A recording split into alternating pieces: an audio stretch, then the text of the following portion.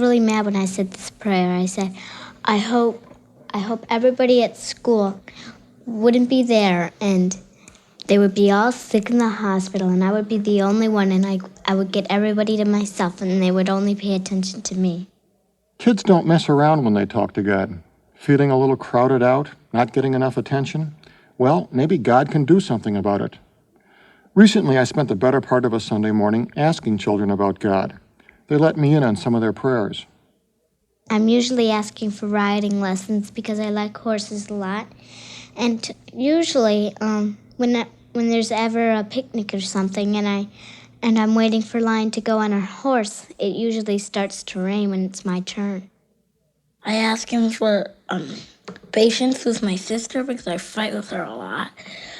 So then after the fights, she usually leaves and then my mom comes home and then she gets mad at me. If I were God, I'd like to get some of these prayers. I guess I'd table the request for germ warfare on school populations, but I'd see what I could do about writing lessons. Patience? Well, the world could always use more patience. Of course, I'd be more inclined to grant a request if someone made a really good promise. Like, I promised that I'd give half of my allowance every day to the poor people and to the church. And I keep forgetting about my promise. And I've told him that I go to church every day. But I forgot that promise, too. I don't think you should really make promises to him if you want something. But if you want to really get something from him really bad, you should act really kind and try to be considerate to other people. Being kind and considerate sounds good. But if I were God, I'd still be very careful about cutting a deal with one of these youngsters. They can really get ticked if you don't play fair. Well, yesterday, because I was supposed to spend the night at my friend's house, but her dad said she was sick, so I couldn't spend the night there, and I got really angry because I've been waiting all week. So what'd you tell God? Well, I told him I kept threatening him that I was going to do something really bad against him if I couldn't go to my friends. Since I have a little brother who I think is a brat sometimes, and I have a little baby brother I usually get yelled at, and I'm sent up to my room and I say, I hate God, I hate him more than anything. Well, sometimes I get mad at him when he makes thunderstorms come, but it's helpful to the plants, and I know that I really shouldn't be mad at him for anything. He's answering to the plants' prayers and all the flowers' prayers. Well, someone knows I've got a whole universe to run here. You know, if I were God, I'd be dazzled by these imaginations, these minds, these hearts, these questions.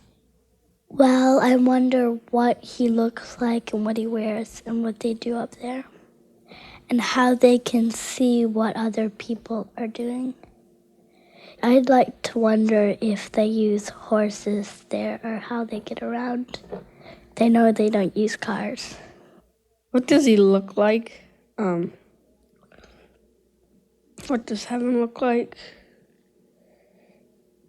If there's really a book of people to go in,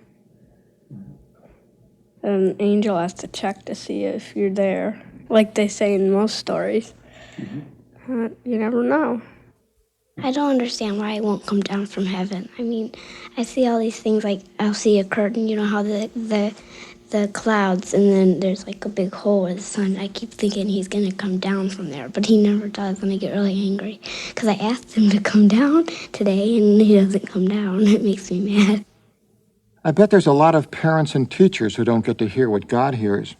The honest emotion, the wonder, the appreciation of mystery, the sensitivity, the poetry, the knowledge of life and death. These children are asking for much more than horses and riding lessons. Sometimes I ask him in my prayers at night, I ask him if I could have a piece of a cloud.